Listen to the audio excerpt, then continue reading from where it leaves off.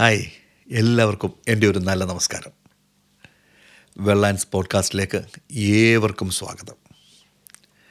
അപ്പം കഴിഞ്ഞ എൻ്റെ പോഡ്കാസ്റ്റിൽ ഞാൻ പറഞ്ഞു വെച്ചതും പറയാതെ വെച്ചതുമായ ചില വിഷയങ്ങൾ ഞാൻ ഇന്നെൻ്റെ ഈ പോഡ്കാസ്റ്റിൽ ഒന്ന് ആഡ് ചെയ്ത് പോവുകയാണ്.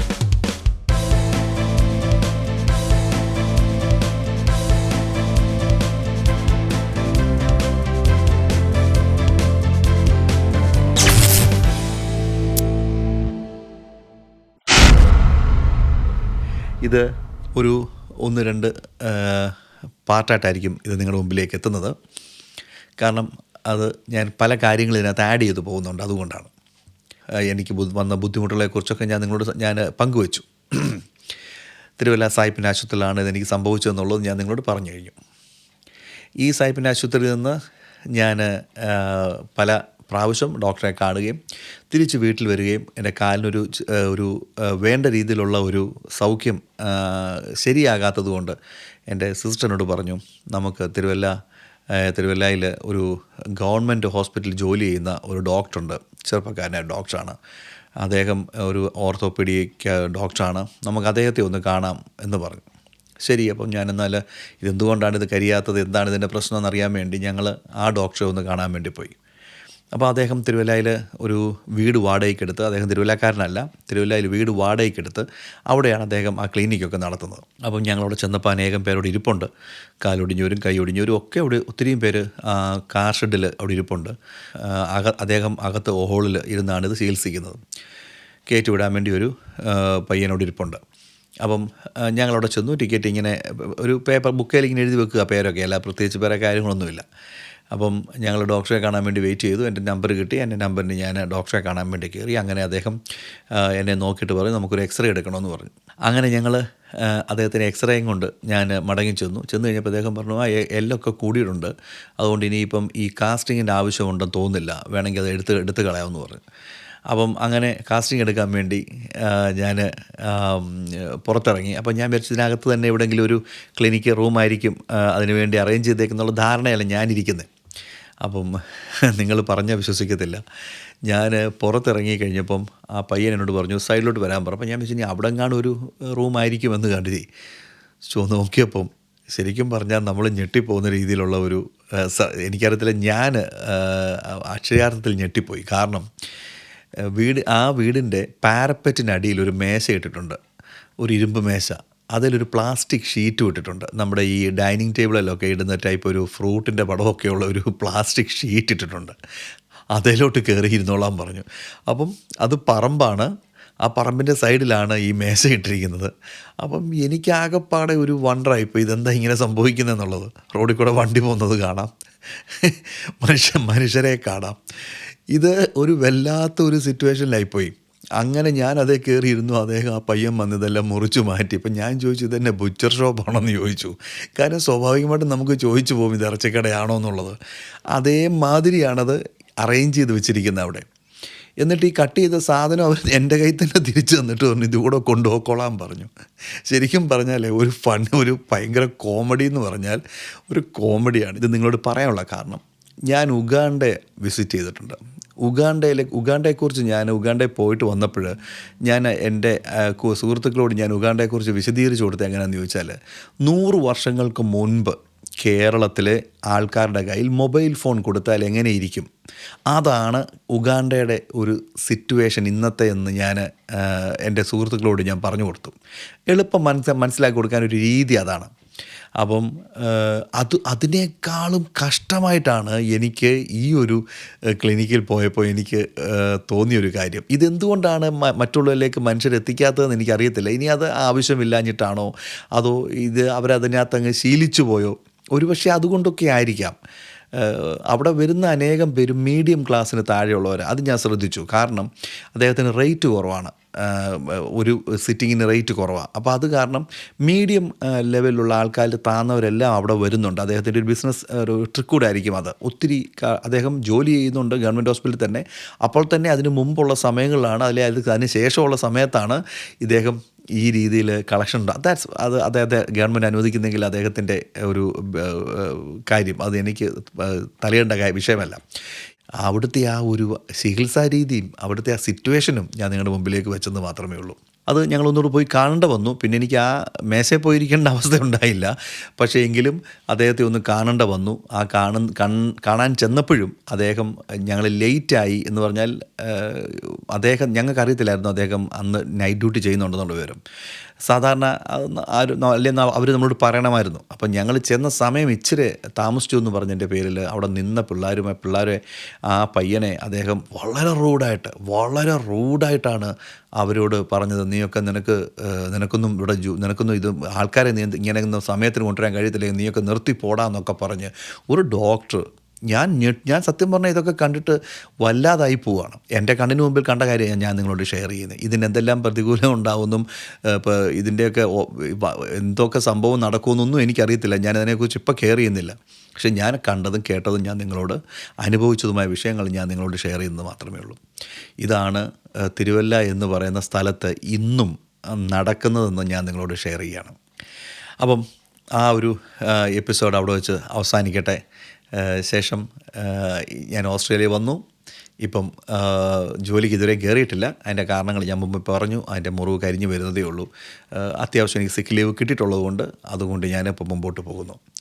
അപ്പം അവിടെ വെച്ച് ആ ഒരു ഭാഗം ഞാൻ സ്റ്റോപ്പ് ചെയ്യുകയാണ്. എന്നാൽ ഇതിനിടയ്ക്ക് ഞാൻ പറഞ്ഞല്ലോ, ഞാൻ വെറുതെ ഇരുന്നില്ല.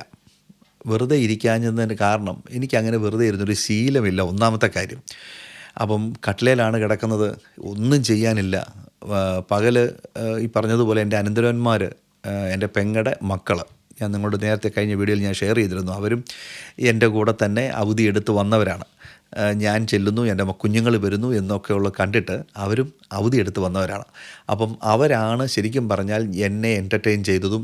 എനിക്ക് ബോറടിക്കാതെ, എന്നെയും എൻ്റെ കുഞ്ഞുങ്ങളെയും അവർക്ക് ബോറടിക്കാതെ അവർ കൊണ്ടു നടന്ന് അവർ കാര്യങ്ങളൊക്കെ ചെയ്ത്, എന്നെയും കൊണ്ടു നടന്ന് കാര്യങ്ങളൊക്കെ ചെയ്ത് വളരെ സന്തോഷമായ ഒരവസ്ഥയിൽ കൂടെയാണ് അവർ ഞങ്ങളെ കൊണ്ടുപോയത്. അതിന് ഞാൻ അവരോട് വളരെ നന്ദിയുള്ളവനാണ്. പല കാര്യങ്ങൾ ചെയ്യണമെന്ന് പറഞ്ഞ് ചെന്നിട്ട് നമുക്കൊന്നും ചെയ്യാൻ പറ്റാതെ കട്ടിലേലായിപ്പോകുന്നൊരവസ്ഥ നിങ്ങൾക്ക് ചിന്തിക്കാവുന്നതേ ഉള്ളൂ.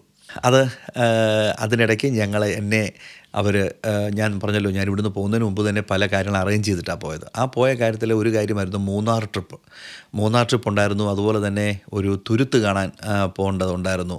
അപ്പം ഇതൊക്കെ നേരത്തെ സെറ്റ് ചെയ്ത് വെച്ചതായതുകൊണ്ട് ഇതൊന്നും പുറമോട്ട് നമുക്ക് പോകാൻ പറ്റത്തില്ല. അപ്പം ഞാൻ കാരണം അത് ക്യാൻസലായി പോകാൻ എനിക്ക് താല്പര്യവുമില്ലായിരുന്നു. അപ്പം എനിവേ എൻ്റെ ഈ കുഞ്ഞുങ്ങൾ എന്നെ അവരുടെ തോളിൽ പൊക്കിയെടുത്ത് കാലൊക്കെ എങ്ങും തൊടാതെ അനക്കാതെ എന്നെ കൊണ്ട് നടന്ന് ഞാൻ ആ വീഡിയോ ഒക്കെ നിങ്ങൾക്ക് കാണാം, ചില ഫോട്ടോസൊക്കെ ഞാൻ നിങ്ങൾക്ക് വേണ്ടി ഷെയർ ചെയ്യാം. അവരെന്നെ കൊണ്ട് നടന്നു എന്നുള്ളതാണ്. പിന്നെ ഞാൻ എനിക്കൊരു വോക്കറുണ്ടായിരുന്നു. അതുള്ളത് കൊണ്ട് ഞാൻ ഒത്തിരി ആശ്വാസമായിട്ട് പോയി. പല സ്ഥലങ്ങളിലും മുട്ടൊക്കെ വളച്ച് വെച്ച് ഞാൻ അതേൽ യാത്ര ചെയ്തു. ഞാൻ അതുകൊണ്ടാണ് പിന്നെ പലയിടത്തും നടന്നതൊക്കെ. ഓക്കെ, അപ്പം ഞങ്ങൾ കഴിപ്പ് കഴിഞ്ഞ് തിരിച്ച് വണ്ടിയിലോട്ട് പോവാ. കഷ്ടപ്പാട് കണ്ടോ എൻ്റെ ഗൈസ്, വലിയ കഷ്ടപ്പാട് തന്നെയാണ്.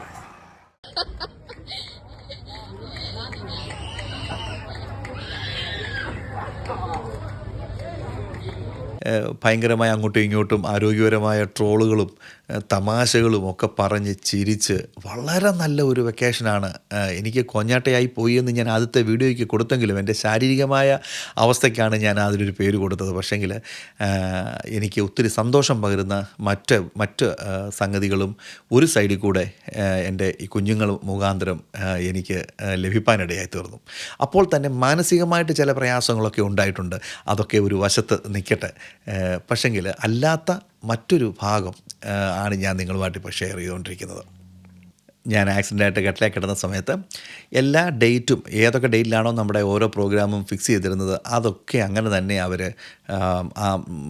എന്നെയും കൊണ്ട് നടന്ന് കാര്യങ്ങളൊക്കെ കാണുവാനും എടുക്കാനും ഒക്കെ ചെയ്തു. ഞാൻ തുരുത്തിൻ്റെ ആ വീഡിയോ ഞാൻ നിങ്ങൾക്ക് വേണ്ടി ഇടുന്നുണ്ട്. അപ്പം നിങ്ങൾക്കത് മനസ്സിലാവും അതെന്താണെന്നുള്ളത്. രണ്ടാമത് മൂന്നാർ ട്രിപ്പായിരുന്നു.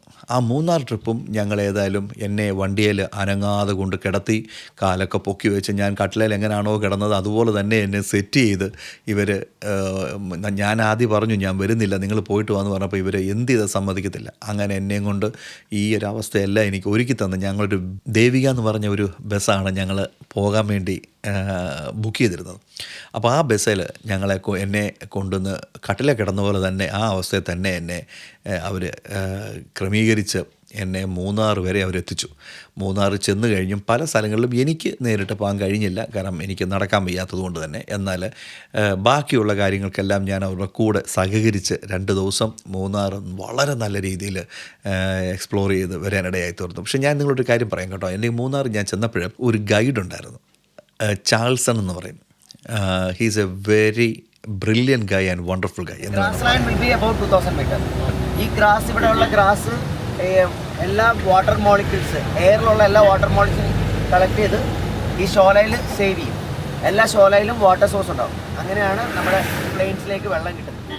ആർക്കെങ്കിലും നിങ്ങൾക്ക് പേഴ്സണലായിട്ട് അദ്ദേഹത്തിൻ്റെ നമ്പർ വേണമെങ്കിൽ എന്നോട് പേഴ്സണൽ കോൺടാക്ട് ചെയ്ത് കഴിഞ്ഞാൽ ഞാൻ നിങ്ങൾക്ക് തരാം. കാരണം ചാൾസന് ഒരു സാധാരണ ഗൈഡല്ല. നിങ്ങൾക്ക് ഏതൊരു കാര്യവും മൂന്നാർ, അവൻ ജനിച്ചു വളർന്നത് മൂന്നാറിലാണ്, നമുക്ക് വേണ്ടപ്പെട്ട ഒരു പയ്യനാണ്. അപ്പം അവൻ ഞങ്ങളെ സകല സ്ഥലങ്ങളിലും എനിക്ക് എവിടെയൊക്കെ ചെന്ന് കയറാൻ പറ്റുമോ അവിടെയൊക്കെ ഞങ്ങളെ കൊണ്ടുപോയി. അത് കാരണം കുറേ സ്ഥലങ്ങൾ ഞങ്ങൾ അവോയ്ഡ് ചെയ്യേണ്ടി വന്നു, അത് ശരിയാണ്. പക്ഷെങ്കിൽ അവന് അല്ലാത്ത കാര്യങ്ങളെല്ലാം ചാൾസൺ ഞങ്ങളെ കൊണ്ടു നടന്ന് കാര്യങ്ങളൊക്കെ ക്രമീകരിച്ച് ഞങ്ങളുടെ അക്കോമഡേഷന്, ഫുഡ്, എല്ലാ കാര്യങ്ങളും പുള്ളിക്കാരന് ഞങ്ങൾക്ക് വേണ്ടി ചെയ്തു തന്നു.